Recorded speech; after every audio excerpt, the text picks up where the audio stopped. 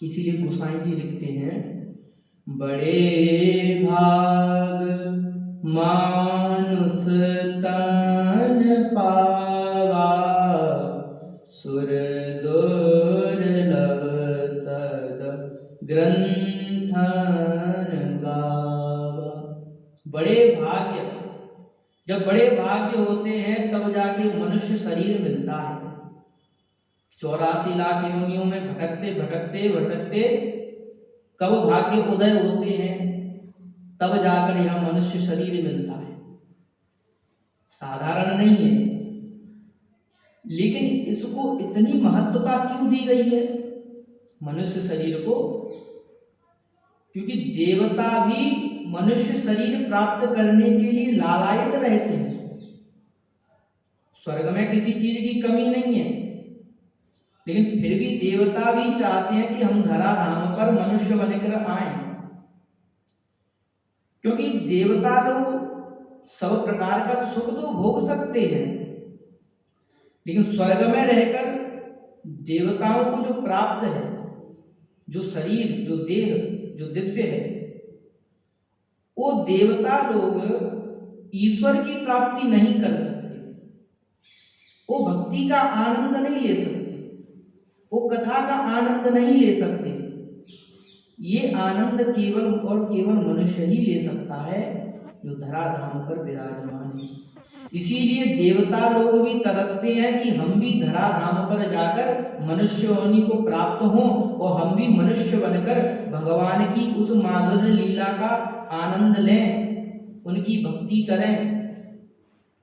इसीलिए ये जो शरीर है मनुष्य का, ये बड़े ही भाग्यवान है, लेकिन समझते कोई नहीं है। इतना भाग्यवान शरीर मिला है और उसके बावजूद भी भक्ति नहीं करते, कुकर्म में लगे हुए हैं। संसार के सारे जितने भी कर्म हैं संसार में लगे हुए हैं। ईश्वर को जानना दूर गया, भजन भक्ति करना दूर गया, जिससे कोई मतलब नहीं है। ये भूल गया है इंसान कि हमारा वास्तविक जन्म किस कार्य के लिए हुआ है। ये उद्देश्य प्रत्येक मनुष्य भूल चुका है। हमें यह शरीर केवल और केवल ईश्वर प्राप्ति के लिए हुआ है, भोग भोगने के लिए नहीं।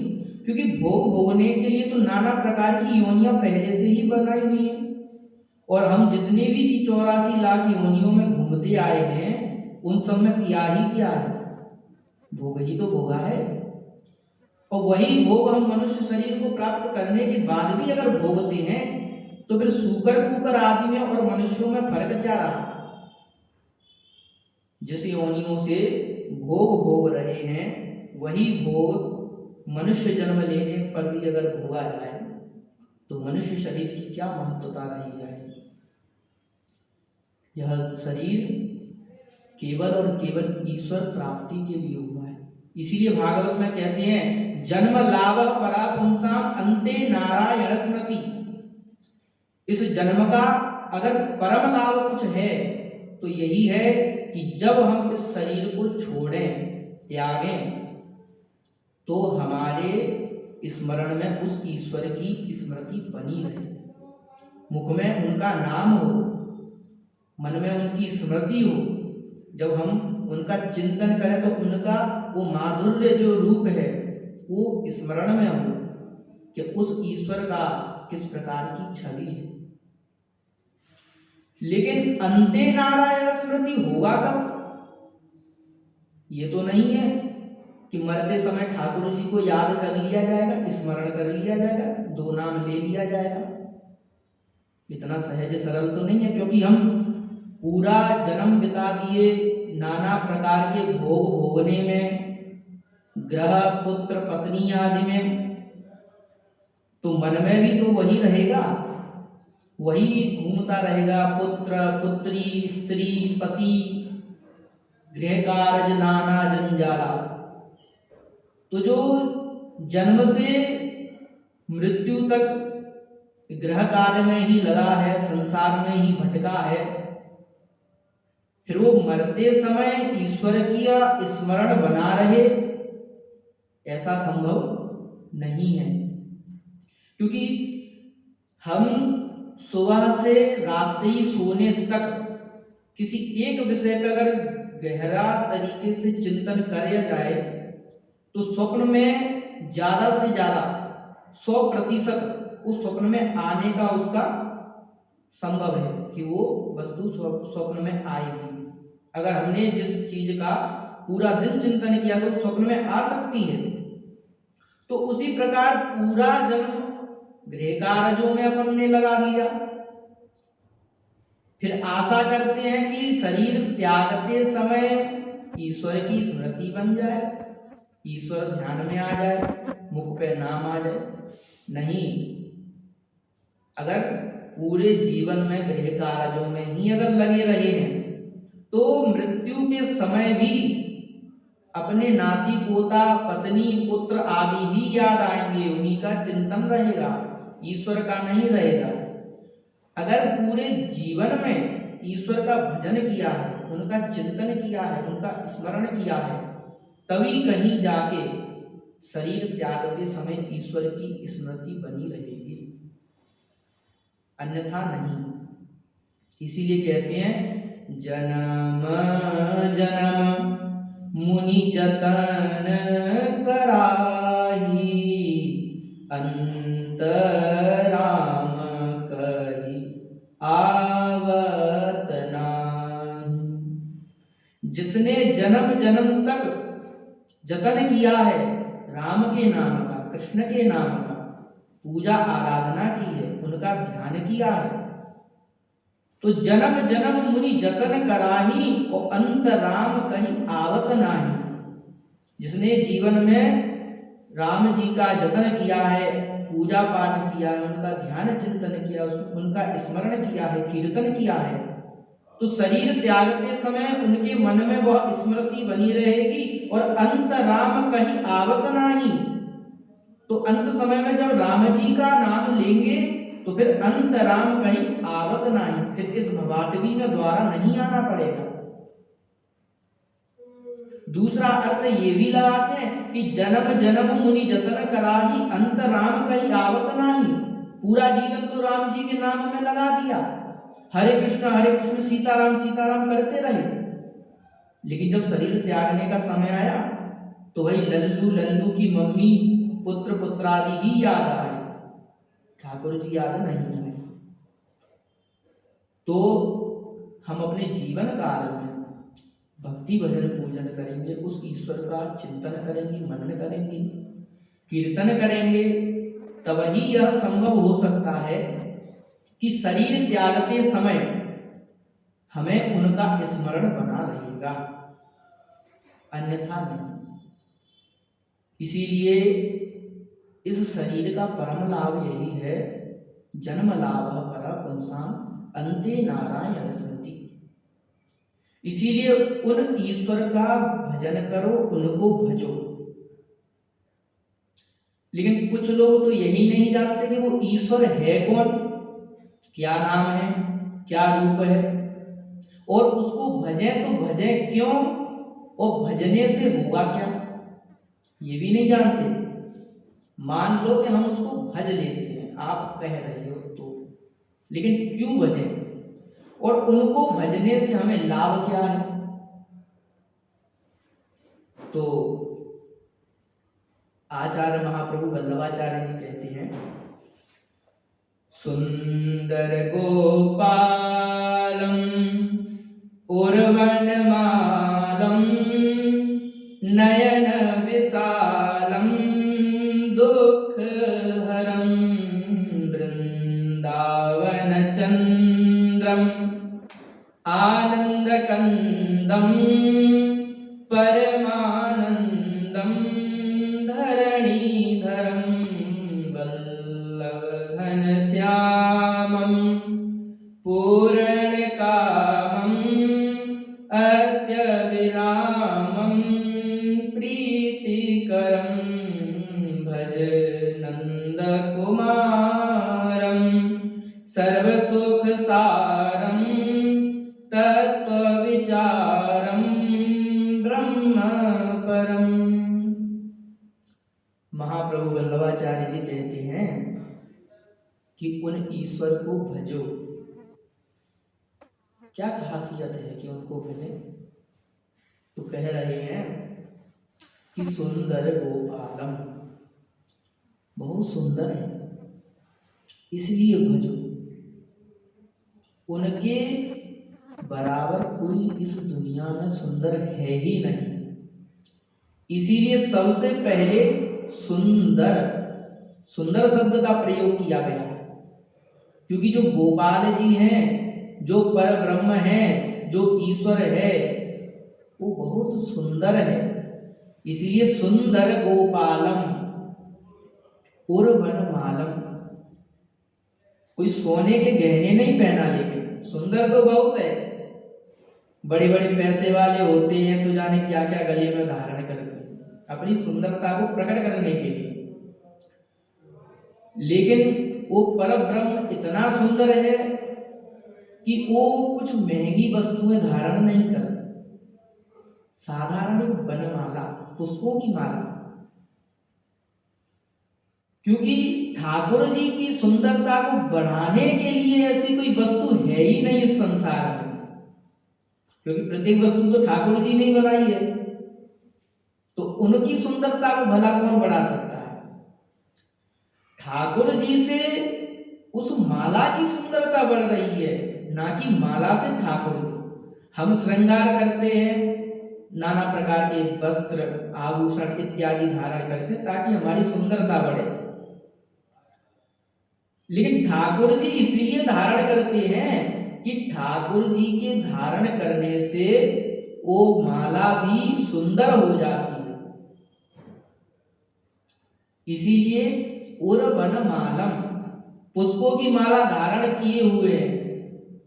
और नयन विशालम, ठाकुर जी के जो नयन है वो बहुत बड़े बड़े हैं, छोटे छोटे नहीं है, हमारे आपकी तरह नहीं। क्योंकि उनको ये पूरा संसार देखना है, इसीलिए शब्द लिखा है कि नयन विशालम। मतलब कहना चाह रहे हैं कि कोई भी ये ना सोचे कि ठाकुर जी की निगाह आप पर नहीं है। ऐसा कोई जीव नहीं है जिस पर ठाकुर जी की निगाह ना हो। प्रत्येक व्यक्ति को ठाकुर जी देख रहे हैं, वो संसार में किसी भी कोने में हो। इसीलिए कहा है कि नयन विशालम, बड़े बड़े आंख हैं जिनसे पूरे संसार को भगवान देख रहे हैं।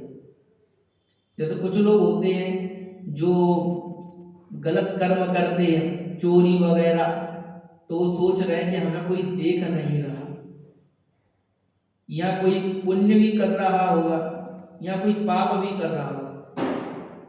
सत्कर्म भी छुप के किया जाता है, करने वाले करते हैं, इस हाथ से देते हैं तो दूसरे हाथ को पता नहीं चलता, इस प्रकार दान करते हैं। और चोरी करने वाले भी छुप के करते हैं कि किसी को पता ना लगे। लेकिन यहाँ लिखा है कि नयन विशालम, बड़े बड़े भगवान के नेत्र हैं, वो सबको देख रहे हैं, कोई नहीं बच सकता। जो सत्कर्म कर रहा है उसको भी प्रभु देख रहे हैं, और जो चोरी वगैरह कर रहा है उसको भी प्रभु देख रहे हैं। इसीलिए नयन विशालम, बड़े बड़े नेत्र हैं भगवान के।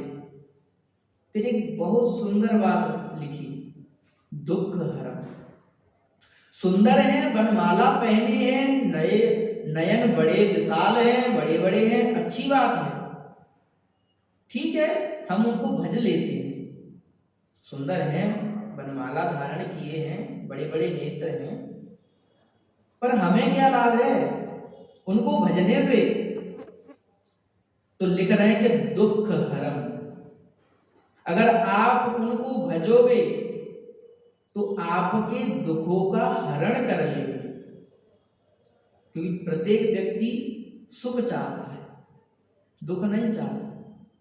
हर व्यक्ति चाहता है कि दुख के बादल हमारे ऊपर से हट जाए। इसीलिए दुख हरम, आपके दुखों का हरण कर लेंगे, दुखों को दूर कर देंगे। और वृंदावन चंद्रम, सुंदर हैं, वनमाला धारण किए हैं, बड़े बड़े नेत्र हैं, लेकिन वृंदावन के साक्षात चंद्रमा हैं, वो चंद्रमा सबको प्रकाशित कर रहा है चांदनी के रूप में, रात्रि को प्रकाशित करता है पूर्णिमा में। लेकिन ये वृंदावन के चंद्रमा हैं जो पूरे संसार को चमकाते रहते हैं। चंद्रमा भी इनकी चमक से फीका पड़ जाता है। आनंद कंदम, भगवान आनंद कंद हैं। हर व्यक्ति चाहता है कि सुख मिले, आनंद मिले। भगवान आनंद कंद है। परमानंदम धरणि धरण, वही एक है जो आपको परमानंद में डुबो सकते हैं। इसीलिए भगवान का नाम है आनंद सागर। उनके पास आनंद की बिंदु नहीं है, गिलास नहीं है, कटोरी नहीं है, आनंद का सागर है। हम एक तुच्छ सा सुख चाहते रहते हैं इस संसार में, लेकिन भगवान के पास आनंद का सागर है। जब संसार के प्रत्येक जीव भगवान के पास पहुंचे कि प्रभु जी आप तो आनंद के सागर हैं, तो उस आनंद के सागर में से कुछ कृपा हम पे भी कीजिए, वो आनंद का दान हमें भी दीजिए ताकि हम भी आनंदित हों, लाभान्वित हों। हम भी तो देखें कि वो आनंद है कैसा। तो भगवान ने कहा ठीक है, मैं भी आपको वो आनंद देता हूं। जो आनंद सिंधु सुख राशि, से करते त्रैलोक सुपासी। जो आनंद सिंधु सुख राशि, सिंधु के सुख के राशि हैं, जो आनंद सागर हैं, सीकरते त्रैलोक सुपासी। प्रभु ने जब जीवों ने कहा प्रभु जी हमको भी वो आनंद प्रदान कीजिए, तो भगवान ने आनंद के सागर में एक छोटी सी सीख डुबोई और यूं छिड़क दी, लो हो जाओ आनंदित। अब सोचो कुसा की एक छोटी सी सीख समुद्र में डुबो के अगर यूं फेंका जाए तो क्या मिलेगा? कुछ भी नहीं मिलेगा। थोड़ी बहुत कण मात्र बिंदु जिसका केवल हवा हवा ही रहा, वो बिंदु भी हवा में सूख गया। उस बिंदु के स्पर्श करती हुई जो हवा उनको स्पर्शित हुई तो वो बड़े आनंदित हुए कि हाँ हाँ हाँ हमें बड़ा आनंद हुआ।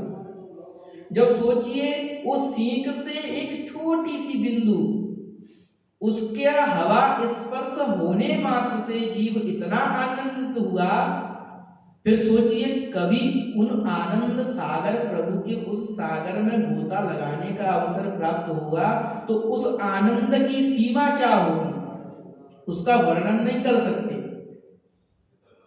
वो आनंद सागर है कौन? जो आनंद सिंधु सुख राशि, सीकर ते त्रैलोक सुपासी। सो सुख राम नाम, सो सुख धाम राम असी नामा, अखिल लोकदायक विश्राम। वो आनंद सागर भगवान श्री राम है, वो आनंद सागर भगवान श्री कृष्ण है। उन्हीं भगवान को भजो। वही है जो आपको संसार के दुखों से दूर कर सकती है, दुखों को हरण कर सकते हैं और आनंद के सागर में आपको गोता लगाने का अवसर देंगे। वही है जिनसे आपको परमानंद की प्राप्ति होगी। वरना संसार में कहीं भी भ्रमण कर लीजिए, कहीं भी नाना प्रकार के भोग भोग लीजिए, लेकिन आपको आनंद की प्राप्ति नहीं होगी, सुख की प्राप्ति नहीं होगी। हमें लगता है संसार की वस्तुओं को भोग भोगने में कि हाँ सुख मिल रहा है, कुछ काल का वह सुख होता है, सदा के लिए नहीं रहेगा, कुछ मिनट कुछ काल के, उसके बाद उसी वस्तु से फिर आपको दुख भी मिलेगा। लेकिन भगवान ही एक ऐसे हैं जहां से आनंद नित्य निरंतर सदा सर्वदा मिलता रहेगा। तो दुखों का हरण केवल भगवान कर सकते हैं संसार में, दूसरा और कोई नहीं है। और आनंद की प्राप्ति भी भगवान ही करा सकते हैं और दूसरा कोई नहीं है। भगवान का स्वरूप का रंग कैसा है। तो वल्लभाचार्य जी कहते हैं वल्लभ घन श्यामम पूर्ण कामम अद्य विरामम प्रीतिकरम। घनश्याम मेघ के समान भगवान का श्याम वर्ण है। अब आप सोचो कि अगर हम उनको भजेंगे तो होना हो वो भी हमसे कुछ इच्छा रखेंगे कि अरे ये मुझे भज रहा है। जैसे दोस्ती होती है, मित्रता होती है, तो वो आपसे कुछ मांगेगा तो वो भी आपसे कुछ इच्छा रखेगा, आवश्यकता पड़ने पर वो भी आपसे कुछ ना कुछ मांगेगा कि मित्र मुझे ये वस्तु की आवश्यकता है, थोड़ा दीजिए, या वो भी आपसे मांगेगा। लेकिन यहाँ शब्द लिख रहे हैं कि पूर्ण कामम। चिंता मत करिए कि आप भगवान को भजें तो भगवान आपसे संपर्क में आ जाएंगे, संबंध में आ जाएंगे, और फिर आप सोचेंगे भगवान ही कुछ ऐसा ना हो कि आनंद वगैरह सुख देना वगैरह तो दूर, ऐसा ना हो कि कुछ मांगनी चले गए कि हमें ये आवश्यकता पड़ी आप कुछ हमें दे दो। तो इसकी चिंता मत कीजिए कि भगवान आपसे कुछ लेंगे, उन्हें कुछ नहीं चाहिए। वो पूर्ण काम है, अपने में आत्माराम है, उन्हें किसी वस्तु की इच्छा नहीं है। अत्यविरामम, अत्यंत सुंदर है, और प्रीतिकरम, वो प्रेम करते हैं। आप उनसे प्रेम करो ना करो, लेकिन भगवान आपसे प्रेम करते हैं। इसीलिए भगवान जो अन्न जल एक भगवान के भक्त को दे रहे हैं, वही जल एक पापी को भी प्राप्त हो रहा है। क्योंकि माता पिता के सुपुत्र हो या कुपुत्र हो, माता पिता का स्नेह दोनों के प्रति बराबर रहता है। ऐसा नहीं है कि कुपुत्र है तो उसको मार दे, क्योंकि ममत्व उससे जुड़ा हुआ है, तो वो चाह कर भी उसे दंड नहीं दे पाते, मारेंगे नहीं, हाँ थोड़ा बहुत उसको डांट जरूर सकते हैं, लेकिन ऐसा नहीं है कि वो कुपुत्र है तो उसको जान से मार दे। क्योंकि माता पिता के अंदर पुत्र के प्रति जो ममत्व होता है वो सदा बना रहता है। उसी प्रकार भगवान का प्रत्येक जीव भगवान का ही अंश है, भगवान की संतान है, उनके पुत्र आदि है। इसीलिए भगवान जो उनके भक्त होते हैं उन पर भी कृपा करते हैं, उन पर भी स्नेहता प्रकट करते हैं, और जो पापी दुष्ट हैं उन पर भी भगवान स्नेहता ही रखते हैं। क्योंकि पापी और पुण्यात्मा दोनों ही भगवान के ही अंश हैं, दोनों भगवान के ही पुत्र हैं। भगवान भेदभाव नहीं करते। वो नालायक निकल गया तो क्या करे, है तो अपना ही अंश, अपना ही पुत्र, मार थोड़ी दिया जाएगा। तो भगवान सबसे प्रेम करते हैं। आप करो ना करो, ऐसा नहीं है कि आप प्रेम करेंगे तो उसके बदले में भगवान आपसे प्रेम करेंगे। आप करो ना करो, भगवान आपसे प्रेम करेंगे। ऐसे है वो भगवान। लेकिन ये है कौन? इतना कुछ कह दिया, सुंदर है, वनमाला पहने हैं, बड़े बड़े नयन हैं, दुख हरने वाले हैं, वृंदावन के चंद्रमा हैं, परमानंद के सागर हैं, धरती को धारण किए हुए हैं, परमानंदम धरणीधरम। भगवान संसार को धारण किए हुए हैं, इतनी कृपा कर रहे हैं। लेकिन है कौन? अब नाम भी बता दीजिए, जब इतना कुछ बताया है तो हम भी तो जान लें कि है कौन। तो वल्लभाचार्य जी लिखते हैं भजनंद कुमारम सर्व सुख सारम तत्व विचारम ब्रह्म परम। बड़े बड़े ज्ञानी ध्यानी योगी जन जिस ब्रह्म का वर्णन करते हैं, जिनका ध्यान करते हैं, जिनकी चर्चा प्रत्येक सत्संग में की जाती है कि उनको भजो, उनको ध्याओ, उनको प्राप्त हो जाओ। जिस ब्रह्म की चर्चा बड़े बड़े ज्ञानी जन, बड़े बड़े सिद्ध जन करते हैं, बड़े बड़े योगी जिनको ध्यान में धारण करते हैं, वह और कोई नहीं नंद कुमारम, नंद नंदन है। नंद नंदन भगवान श्री बालकृष्ण लाल। तो उन बालकृष्ण लाल सर्व सुख सारम, सर्व सुखों के सार हैं। किसी वस्तु का सार होता है, जैसे वृक्ष का सार है आम, दूध का सार है मक्खन, उसी प्रकार सुख का सार अगर कुछ है तो सार भूत रूप में है भगवान बालकृष्ण।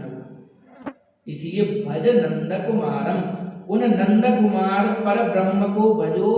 वही पर ब्रह्म है जिस ब्रह्म का बड़े बड़े ज्ञानी जन वर्णन करते हैं, जिनका ध्यान धरते हैं, जिनके लिए तप व्रत जप ध्यान आदि किया करते हैं, उन नंद कुमार को भजो। सुंदर वारिज वदनम निरजित मदनम आनंद सदनम मुकुटधरम गुंजाकृतिहारम